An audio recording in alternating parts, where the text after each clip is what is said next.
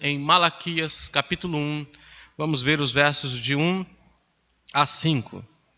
Malaquias, capítulo 1, verso de 1 a 5.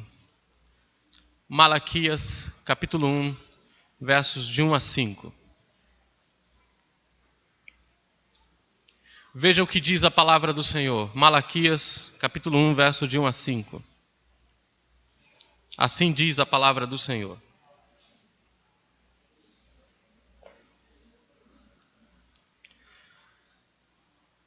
Sentença pronunciada pelo Senhor contra Israel, por meio de Malaquias. O Senhor diz: eu sempre os amei. Mas vocês perguntam: como é que nos amaste? E o Senhor respondeu: Esaú era irmão de Jacó, mas amei Jacó e desprezei Esaú. Fiz os montes de Edom uma desolação e dei a sua herança aos chacais do deserto. Se Edom disser: fomos destruídos, mas vamos reconstruir o que está em ruínas, o Senhor dos exércitos responderá: eles podem até reconstruir, mas eu vou derrubar outra vez.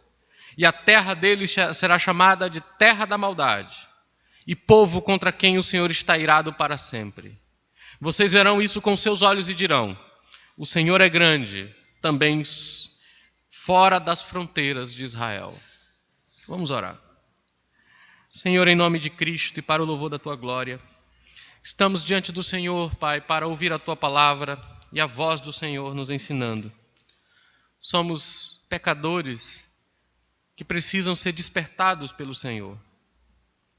Muitas vezes permitimos que a apatia, desânimo e indiferença ao Senhor tome conta do nosso dia a dia como cristãos. Mas o Senhor em graça vem até nós e nos ajuda. Oramos ao Senhor e pedimos que o Senhor abra a nossa mente para entendermos a Tua palavra. Em nome de Jesus. Amém. Meus irmãos, o lugar aqui é Jerusalém. O ano provavelmente 450 anos antes de Cristo. Cerca de 80 anos antes, os judeus tinham retornado do cativeiro em que eles ficaram por 70 anos na Babilônia. 50 anos ou mais ou menos, o novo templo de Deus em Jerusalém havia sido reconstruído. Sua arquitetura, seu tamanho, não eram em nada comparado em esplendor, em beleza do templo anterior. As pessoas estavam olhando para todas essas coisas e observando o estado em que se encontrava o templo e a casa do Senhor. O templo anterior foi edificado durante os períodos de prosperidade econômica sobre o rei Salomão. Mas eles não tinham mais um templo naquele esplendor. No entanto, o templo era funcional. Ele era funcional. Servia para o propósito da adoração ao Senhor. Na superfície, ou olhando apenas para a vida de maneira superficial, Israel parecia desfrutar de tranquilidade, de paz e dos bens que Deus havia dado a eles. Não havia nenhuma catástrofe esperando por eles.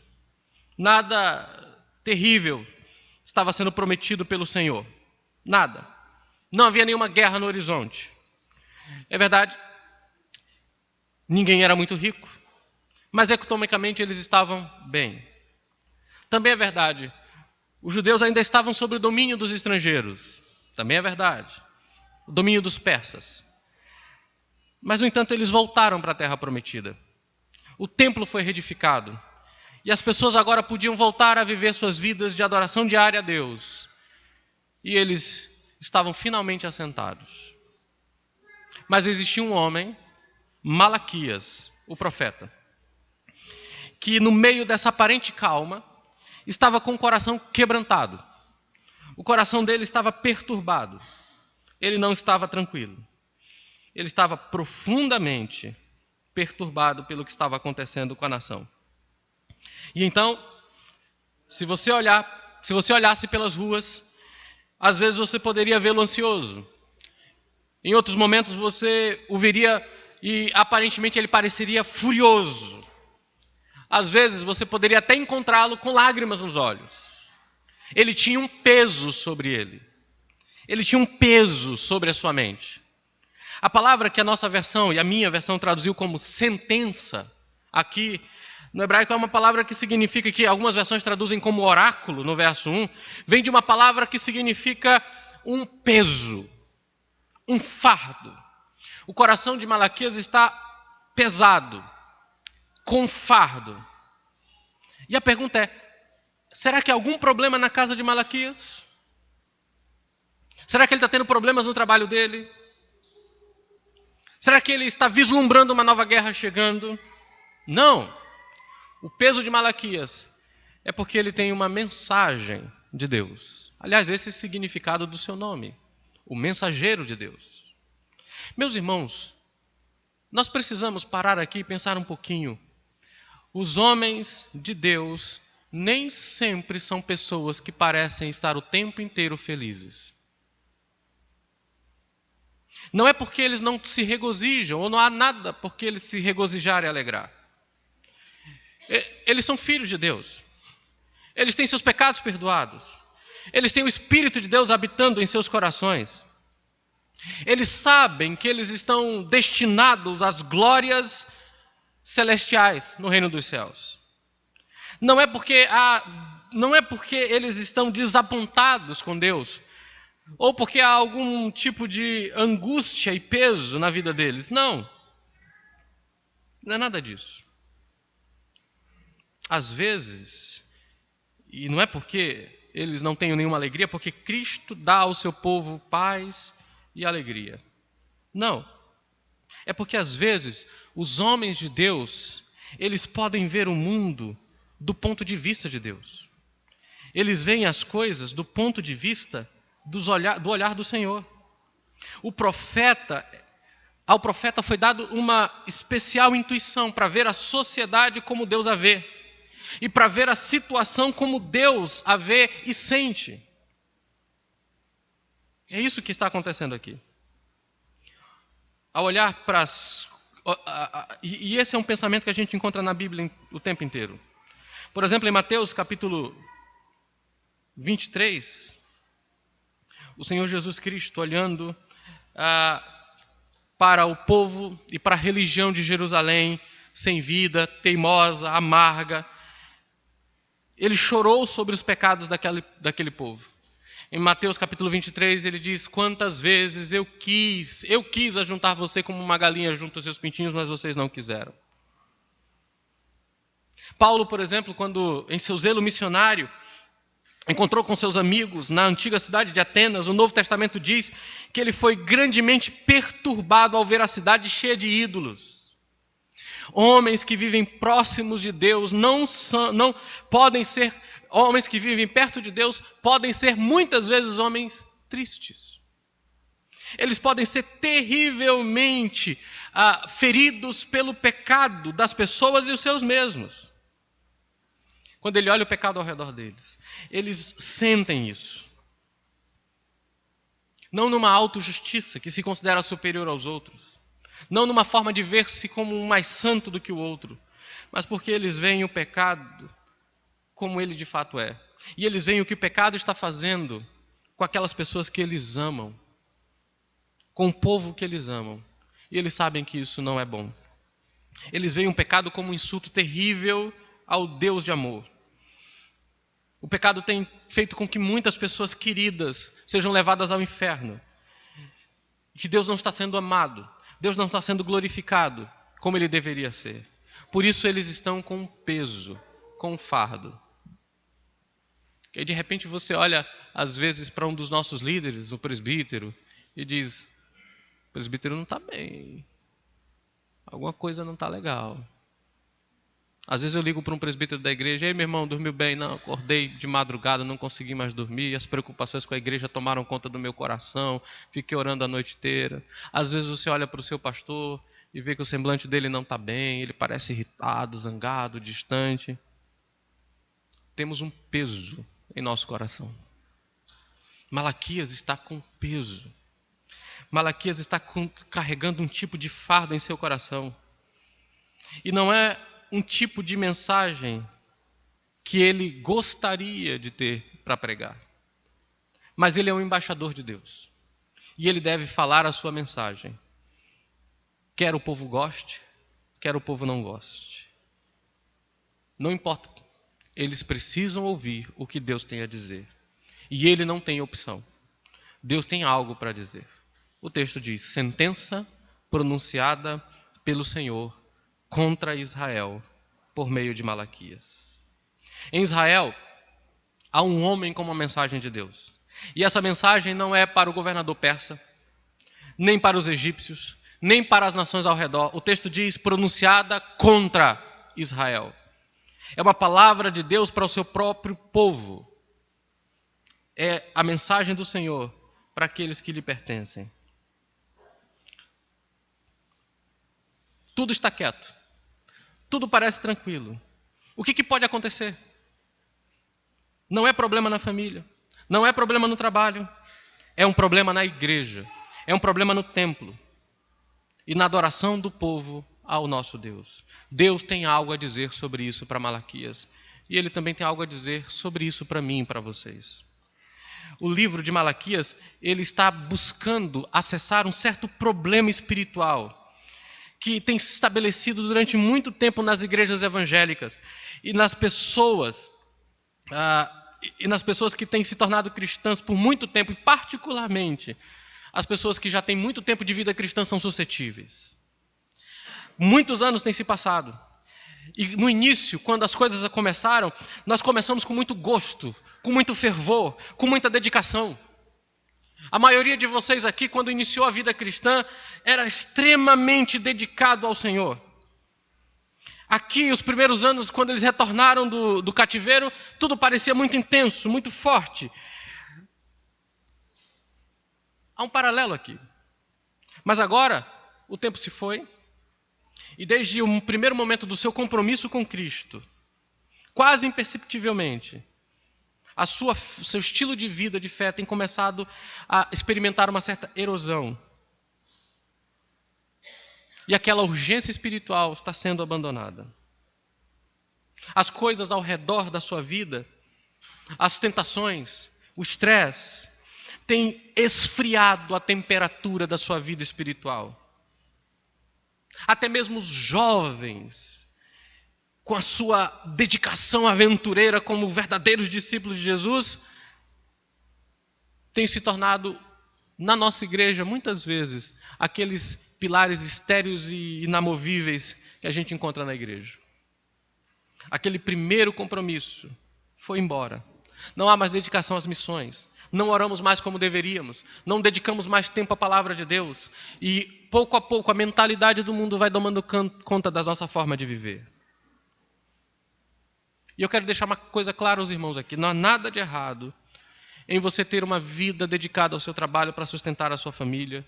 Ou se dedicar a ter uma localização geográfica definida, uma casa, um lugar para você morar. Não há nada de errado em sua vida se tornar uma vida cristã tranquila e fácil. Não. Não há nenhum problema com isso. Não há nada de errado com isso. O problema é quando você permite que essas coisas tirem o seu fervor e impeçam você de continuar servindo a Deus. Não há nada de errado com estabelecer-se. Não há nada de errado. No entanto, uma abordagem diferente, quase que tirando a nossa devoção, tem penetrado em nossas vidas espirituais. Temos toda a nossa teologia diminuída. Nos tornamos estranhamente hábeis a evitar crises, a evitar pregações que nos desafiam, que nós ouvimos de vez em quando. Aquele fervor espiritual vai baixando e diminuindo, e aos poucos perdemos contato com o Deus vivo. Foi isso que aconteceu com os judeus a quem Malaquias está escrevendo. Foi isso que aconteceu. Meus irmãos em Cristo, assim como os judeus na época de Malaquias, tem havido anos em nosso meio e em muitos cristãos, você e eu não temos vivido tempos em que nós não temos nenhum problema, nenhuma dificuldade. Boa parte de vocês aqui tem vivido uma vida tranquila. Tem seu trabalho, vai para sua casa, está fazendo faculdade, nenhuma grande tragédia, nenhuma perda terrível, nenhuma grande decepção. Você acorda amanhã cedo, vai para o seu trabalho, vai para a sua escola, faculdade, tranquilo, volta, passa uma boa parte do tempo nas redes sociais. Não há nada disso, nenhum problema, nada que os aproxime mais de Deus. E quando isso acontece, muitas vezes, as nossas mentes se voltam do ganho e do tesouro espiritual nos céus para o nosso conforto pessoal.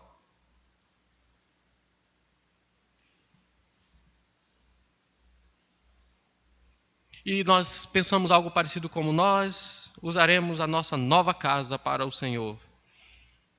No entanto, a fé perdeu o seu fôlego e a adoração se tornou formal. Nossos corações estão frios, nos tornamos indiferentes. Nós temos ouvido tudo o que ouvíamos antes, mas nós somos indiferentes. Indiferentes às nossas reuniões de oração, indiferentes ao evangelismo e à pregação do evangelho. E se a verdade foi conhecida, nós também nos tornamos indiferentes e negligentes concernente às nossas devoções pessoais, à nossa oração, à nossa leitura bíblica. Nós ainda compramos bíblias de estudos com notas de rodapé, nós ainda baixamos vídeos de pregações e sermões, mas muitas das nossas bíblias de estudos estão nas nossas mesas e estantes sem serem lidas.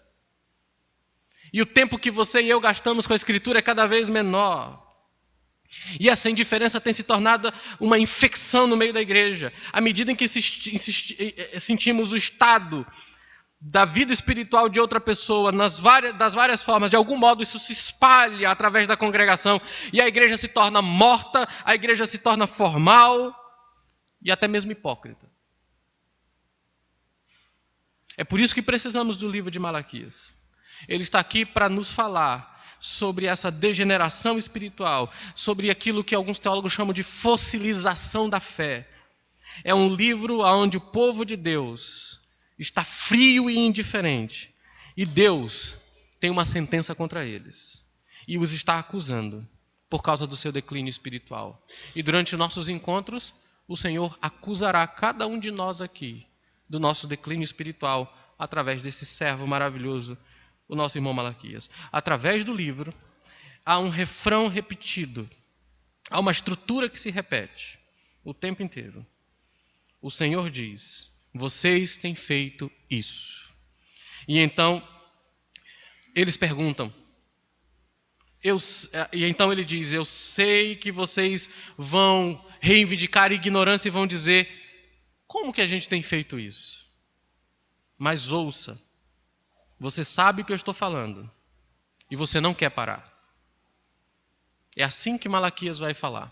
O tempo inteiro é um diálogo. Deus diz e o povo hipocritamente diz: mas como que a gente tem feito isso?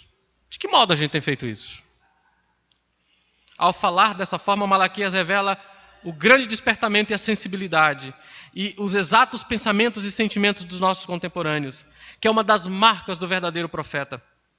Ele expressa as coisas que eles sentem, que eles nunca diriam em público.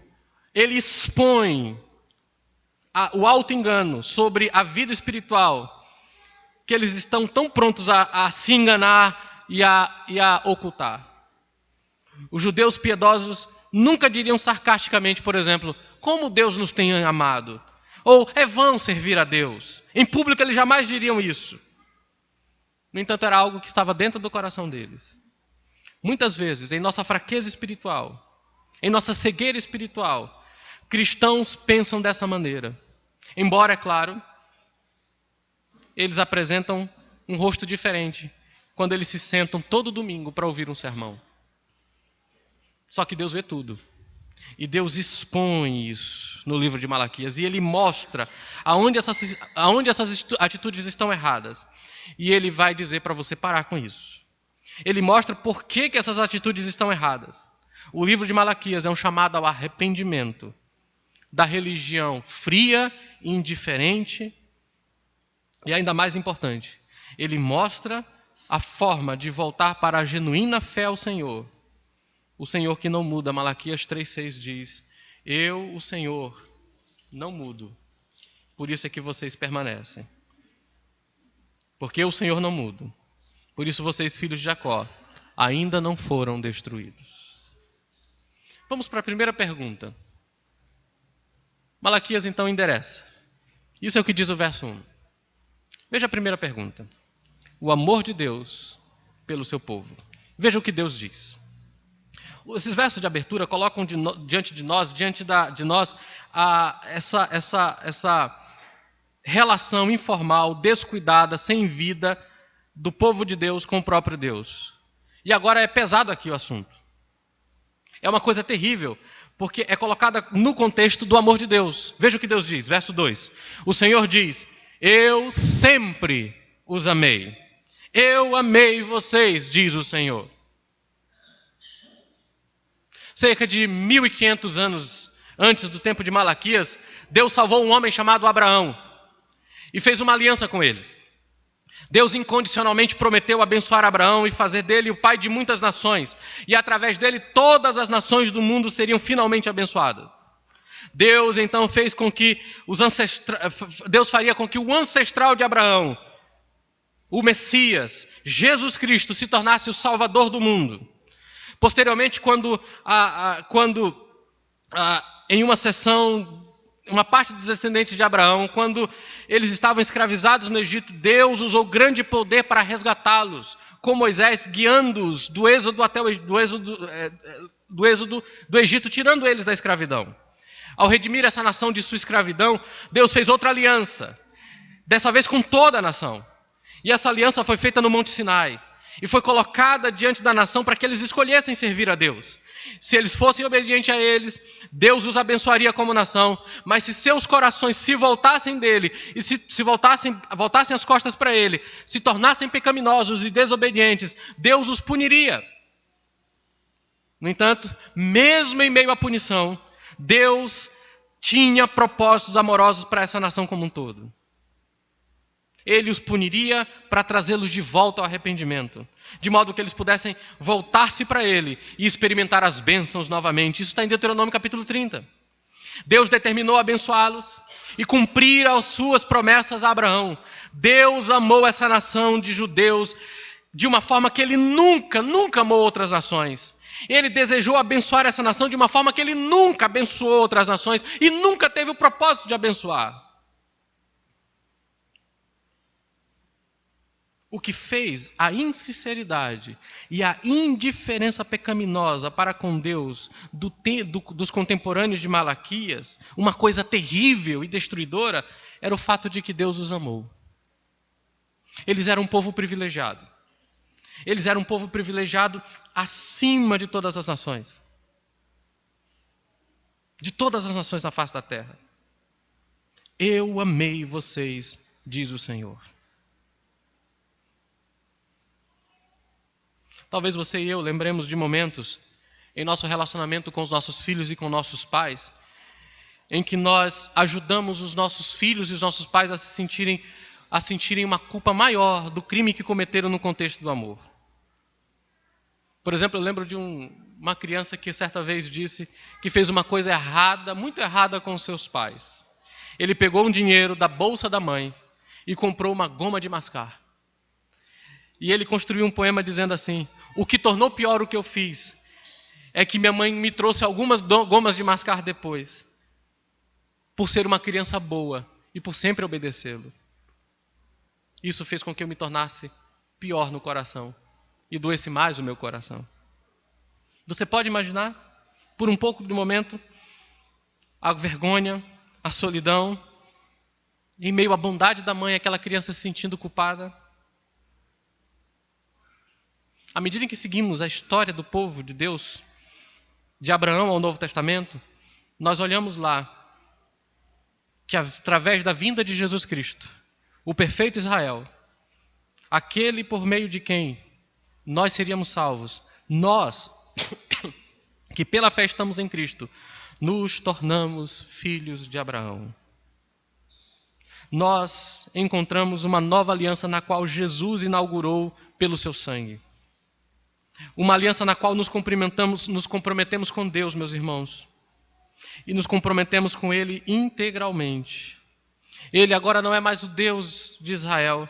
Ele agora é o Deus do cristão individualmente. Ele é o seu Deus, Ele é o meu Deus, Ele é o nosso Deus. E do mesmo modo que Ele disse a Israel, Ele disse: eu amo vocês.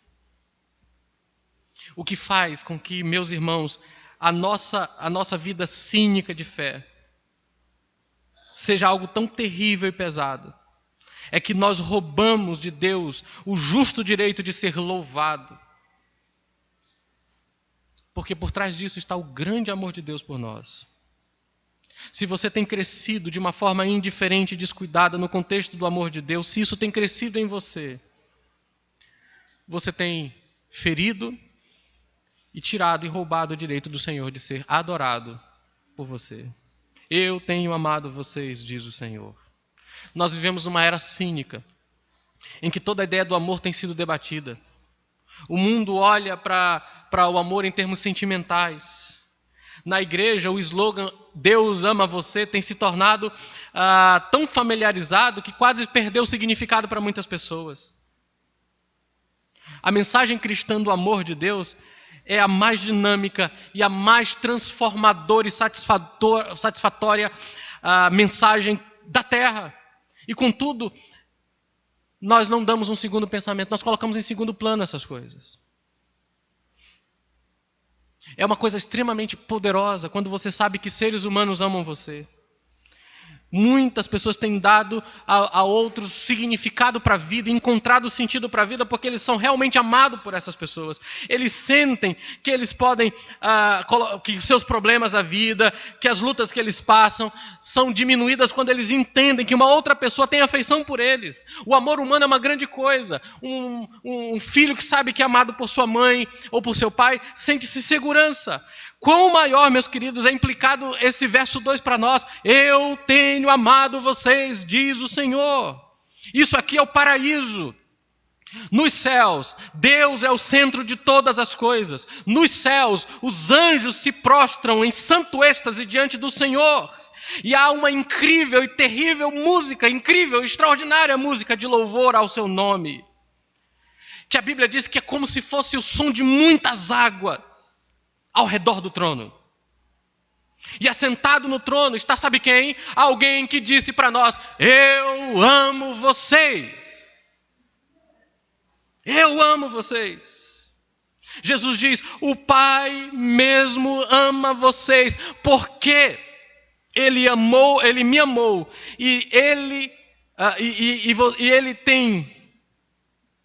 porque vocês, o texto é João 16, 27, assim: o Pai mesmo ama vocês porque vocês têm me amado e têm crido que eu vim de Deus. Uma prova do amor de Deus é que Ele fez vocês crerem e amarem Jesus.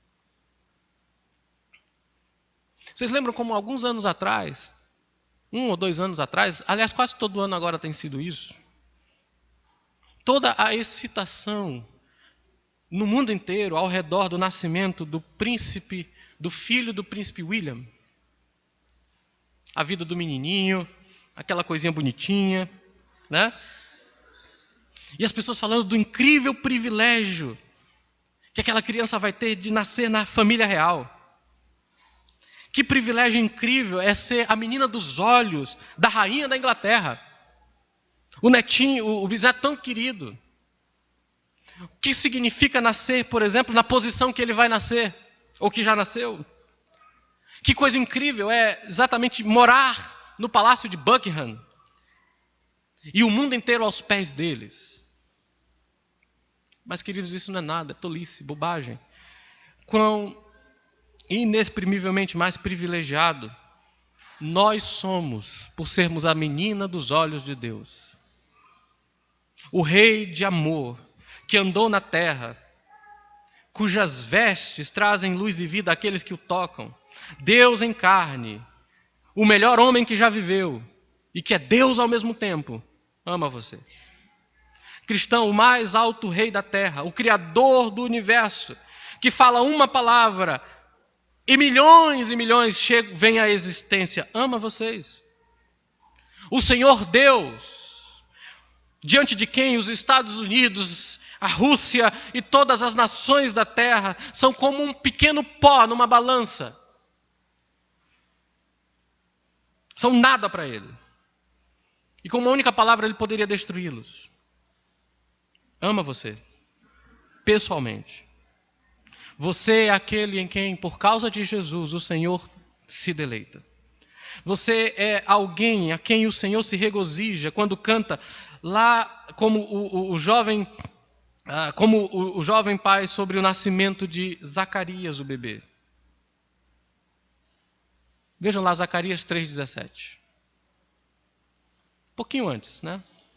Profeta Zacarias 3,17. Não, Sofonias, desculpa, irmão. Sofonias 3,17. Sofonias, antes de Ageu. Agora ficou fácil, né? Profeta menor, para achar é moleza. Sofonias. E alguém diz, pastor, existe esse livro na Bíblia? Existe, Sofonias, antes de Ageu. O Senhor, seu Deus, está no meio de você, poderoso para salvar. Ele ficará muito contente com você. Ele a renovará no seu amor e se encherá de júbilo, por quê? Por causa de você, por tua causa. Deixa eu fazer uma pergunta para você nessa manhã, meu querido. Seria algo compreensivo se uma pessoa se tornasse descuidada, indiferente, para um Deus distante, frio e vingativo como o Deus do Islã? Mas aqui está o Deus vivo e verdadeiro, que ama tanto você, que veio dos céus e enviou seu Filho. Ele veio na pessoa de seu Filho Jesus Cristo e se entregou a si mesmo por você. Gálatas capítulo 2, 20. Como você pode esquecer essas coisas tão facilmente, meu irmão? Como você pode se tornar cínico, hipócrita e frio para com Deus? Como você pode achar que as coisas desse mundo são mais preciosas, mais valiosas, que tem muito mais riqueza, beleza do que o caráter precioso do Deus vivo e verdadeiro? Como você pode dedicar mais tempo àquilo que é inútil, tolo, passageiro, que não dura, do que com o amor precioso do Deus eterno por você? É terrível porque nós pecamos contra o amor de Deus com a nossa frieza. Eu amo vocês, diz o Senhor. Mas ele continua. Ao fazer a afirmação do grande amor para Israel, o Senhor continua. Deixa eu parafrasear para você o verso 2 por um momento. O Senhor diz, eu amo vocês, mas eu sei o que vocês vão responder quando eu digo isso. Vocês não vão dizer isso em voz alta, mas eu sei o que está no coração de vocês. Vocês responderão com uma pergunta cínica. Em que o Senhor tem nos amado? Que privilégio é esse que nós temos em pertencer ao Senhor? Então, o resto do verso 2 até o 5, o Senhor traz uma evidência na corte para provar como Ele tem amado Israel. Ele volta para a história de Israel. Ele diz, vejam como eu tenho amado vocês, diz o Senhor. Eu amo vocês com amor totalmente imerecido. Outras pessoas que eram tão iguais a vocês, eu simplesmente passei por cima. No ventre da mãe dos seus patriarcas, Jacó e Esaú, quando esses gêmeos ainda não tinham nascido e não teriam feito nenhuma escolha pessoal, eu escolhi um deles. De fato, o seu ancestral era até pior do que Esaú. Tinha um caráter mais baixo. Aliás, o seu nome significa literalmente o calcanhar. Aquele que passa a perna no outro. O enganador. Jacó. Que poderia muito bem ser um bom governador do estado do Rio de Janeiro. Mas eu escolhi o seu ancestral Jacó para abençoá-lo. Enquanto Esaú e seus descendentes, os edomitas, eu passei por cima. De modo que, em comparação ao meu favor a vocês, Vocês podem dizer, eu odiei Esaú. Os judeus eram um povo privilegiado. Deus amou Jacó. Isso não é um ponto meramente relevante na história, não, meus queridos. Como Malaquias escreve, a escolha de Deus, ela ainda tem sua repercussão nas condições econômicas, na agricultura do povo de Edom e de Israel. Olha o que ele diz. Ele diz, olhe, diz o Senhor, a evidência de que eu amo vocês. Vocês vivem em relativo conforto, enquanto Edom vive numa terra devastada, verso 3. Eu amei vocês e odiei Esaú. Paulo pega esse texto e lá em Romanos capítulo 9 diz assim: os gêmeos ainda não haviam nascido, nem praticado o bem e o mal, para que o propósito da eleição ficasse firme por aquele que chama.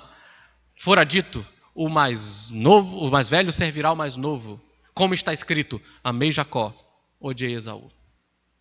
Paulo diz lá em Romanos 9 que a razão por que algumas pessoas creem dentre os judeus e até dentre os gentios e outras não creem é baseado apenas na soberana eleição de Deus. E veja que Deus excluiu boas obras e más obras na sua eleição. Ao escolher Jacó, Deus não viu coisa boa em Jacó para escolhê-lo.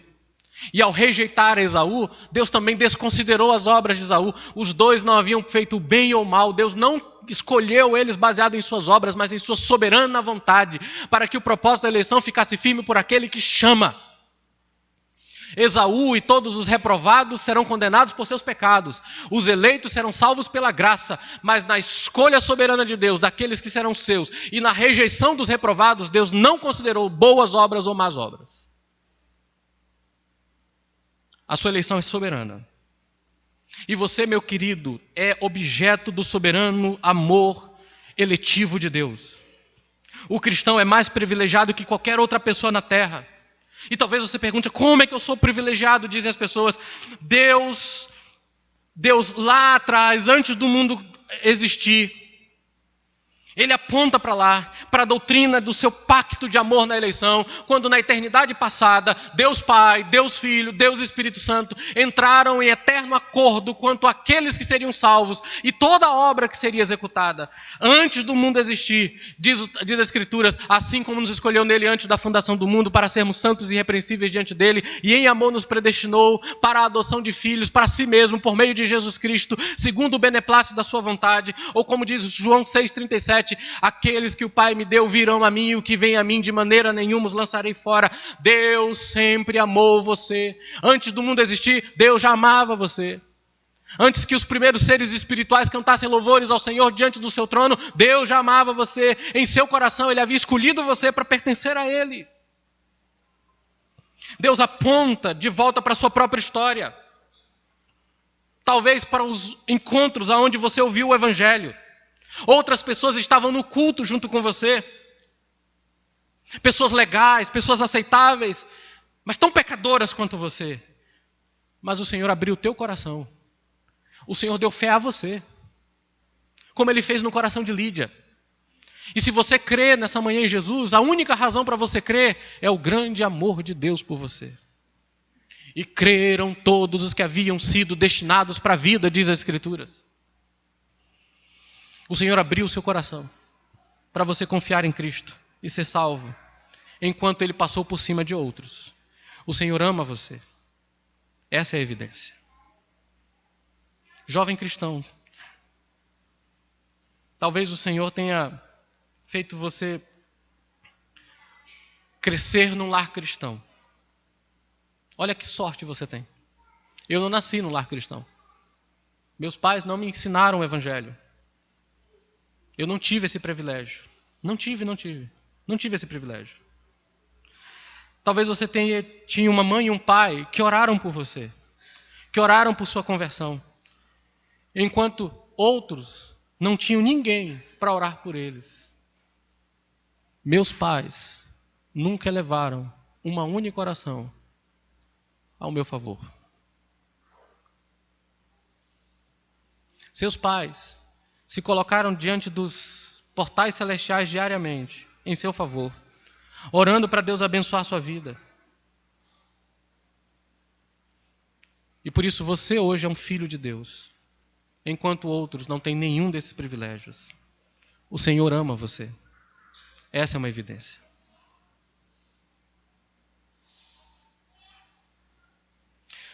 Um ministro mais idoso, certa vez, disse que a maioria dos problemas com os cristãos é causado pelo fato de que muitos não estão certos de que Deus os ama. Tendo ministrado por muitos anos, ele disse: eu creio que essa é a grande verdade. Existem muitos cristãos fiéis que amam as suas Bíblias, que dão testemunho de Cristo e que têm uma medida do amor de Jesus, mas não estão certos se ele realmente os ama. Alguns chegam a dizer: se eu apenas pudesse estar absolutamente certo de que ele me ama, então eu poderia enfrentar todas as tribulações com coragem. Eu poderia ter paz. Eu seria o cristão mais alegre da face da terra. E às vezes as pessoas sentem assim porque eles são incapazes de compartilhar, e por causa disso eles são incapazes de compartilhar com outras pessoas. Sua vida cristã é uma vida apagada. Essas pessoas são o que a essas pessoas o Spurgeon dá um conselho. Ele diz: uma vez eu conheci uma mulher que estava cheia de dúvidas e que estava temendo por causa da sua dúvida. E eu disse a ela: a senhora sabe se a senhora ama Jesus? Mas ela estava com medo. Ela disse: eu sei que eu amo Jesus, mas eu não sei se ele me ama. Aí Spurgeon disse: não há dúvidas de que não há nenhum problema para mim dizer para você, porque não há nenhuma possibilidade, eu estou certo disso, de um coração tão corrupto naturalmente ame a Deus, a não ser que Deus o tenha amado primeiro. Se você ama Jesus, é porque Ele te amou. Você pode descansar nessa certeza de que se você ama a Deus, isso é um fruto e não a raiz do amor de Deus por você. É o fruto do amor de Deus para você. É o que dará força para você nas suas lutas e tribulações. Você pode concluir com absoluta certeza de que Deus ama você. O Senhor ama você. Você é uma pessoa privilegiada pela graça de Deus. Aqui você está com a esperança na vida que dá certeza e segurança para sempre. Você pode se voltar para Deus. Você pode buscá-lo com fervor.